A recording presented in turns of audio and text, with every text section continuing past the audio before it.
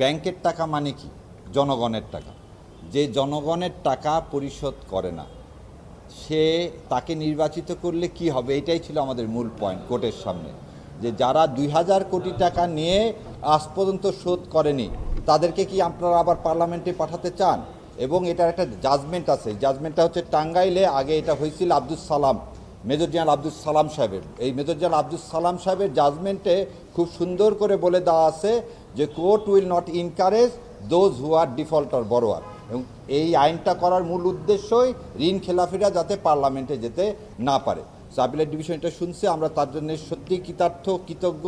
আজকে যে জাস্টিস এই বিপ্লব উত্তর বাংলাদেশে যে নতুনভাবে এই বিচারালয়ের পদচারণা, সেজন্য আমরা সবাই খুবই আশাবাদী। 2 আসনের বিএনপি মনোনীত ক্যান্ডিডেট জনাব সারোয়ার আলমগীর 300 কোটি টাকার মতো লোন বাকি রেখে উনি ওগুলি কিছু গোপন করে নমিনেশন পেপার অ্যাকসেপ্ট করিয়েছিলেন রিটার্নিং অফিসারের কাছ থেকে। সেটার বিরুদ্ধে আপিল হয়েছে। আপিলে ওনার আপিলটা মঞ্জুর হয়েছে।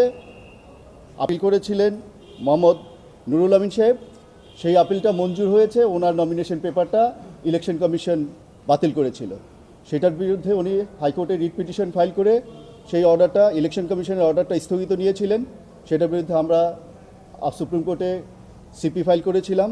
সেই সিপি হিয়ারিং করে মাননীয় আপিল বিভাগ আমাদের পক্ষে লিভ গ্রান্ট করেছেন এবং বলেছেন যে ওনার যেই সারোয়ার সাহেবের ইলেকশন চলবে, কিন্তু ওনার ইলেকশন রেজাল্টটা আমাদের এই আপিল শুনানি না হওয়া পর্যন্ত উইথহেল্ড থাকবে।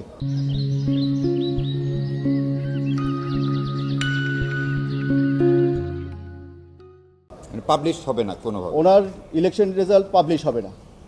একইভাবে চট্টগ্রাম 4 আসনের আসলাম চৌধুরী সাহেব 2170 কোটি টাকা লোন 1 পয়সা পেমেন্ট না করে উনি ওনার নমিনেশন পেপার সে বাছাই উত্তীর্ণ করে নিয়ে এসেছিলেন, বৈধ করে নিয়ে এসেছিলেন। সেইটার বিরুদ্ধে আমরা আপিল করেছিলাম। ইলেকশন কমিশন আপিলটা অবৈধভাবে খারিজ করেছে।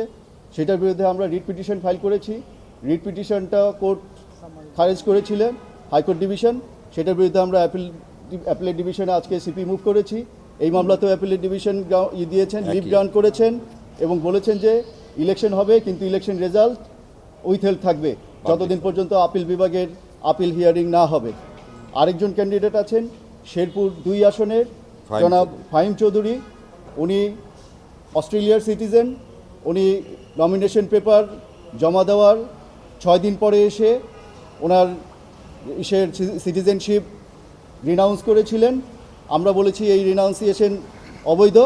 অ্যাপিলেট ডিভিশন সেখানেও আমাদের পক্ষে লিভ গ্রান্ট করেছে।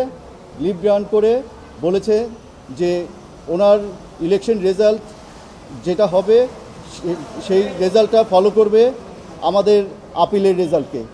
সো ওনাদের 3 জনেরই ইলেকশনের রেজাল্ট পাবলিশ করবার ব্যাপারে পাবলিশ করার কোনো সুযোগ থাকলো না আপিল শুনানি না হওয়া পর্যন্ত।